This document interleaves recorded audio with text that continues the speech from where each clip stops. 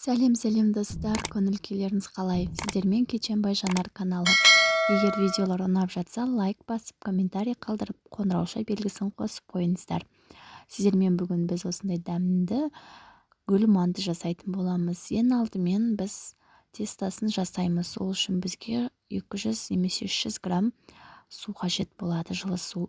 Және бір дана жұмыртқа, және бір ас қасық тұз, және 200 немесе 300 грамм енді керегінше ұн қосасыздар да барлығын бірге араластырып қамыр дайындап аласыздар.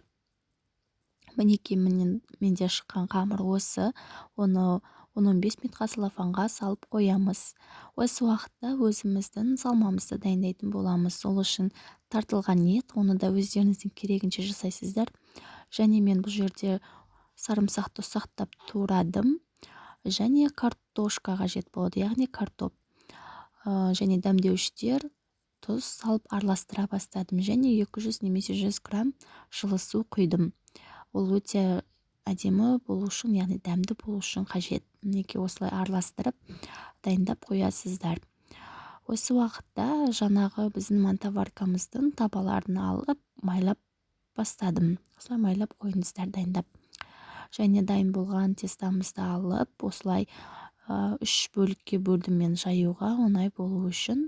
3-ге бөліп, біреуін алып қойдым да, қалғанын целлофанға салып қайтадан қойып қойдым.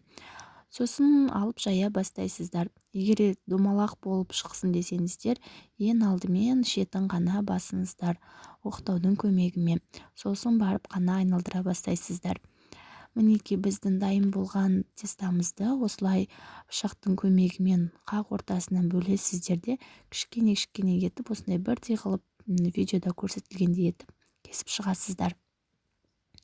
Осылай кесіп дайындап болған соң үстіне май жағып кішкене ғана дайындап қойған салмамызды осылай кішкене саласыздар да видеода көрсетілгендей қылып орай бастайсыздар. Мінекей осылай орасаңыздар, өзі гүлге ұқсап шығады.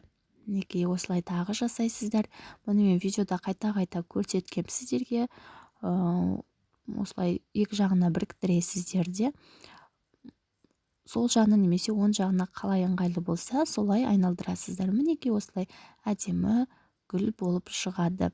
Бұл енді күнделікті жасап жүрген мантымыздан ерекше болсын деп жасағанымыз ғой. Сіздер де үйлеріңізде осылай түйіп көріңіздер.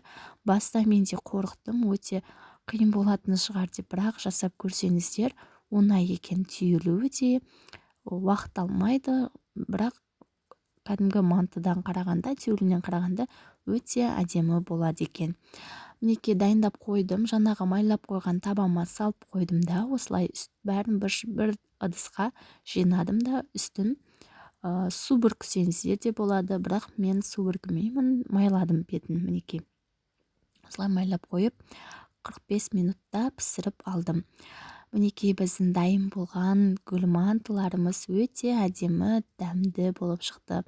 Қанекей бұны енді өзіміздің ыдысымызға салып алайық, сіздерге көрсетейін қалай шыққанын. Сіздер де үйлеріңізде жасап көріңіздер. Өте дәмді болады. Ас болсын. Егер видеом ұнаса, комментарий қалдырып, лайк басып, достарыңызбен бөлісіңіздер, және төбеде тұрған қоңырауша белгісін басып қойыңыздар. Ас болсын.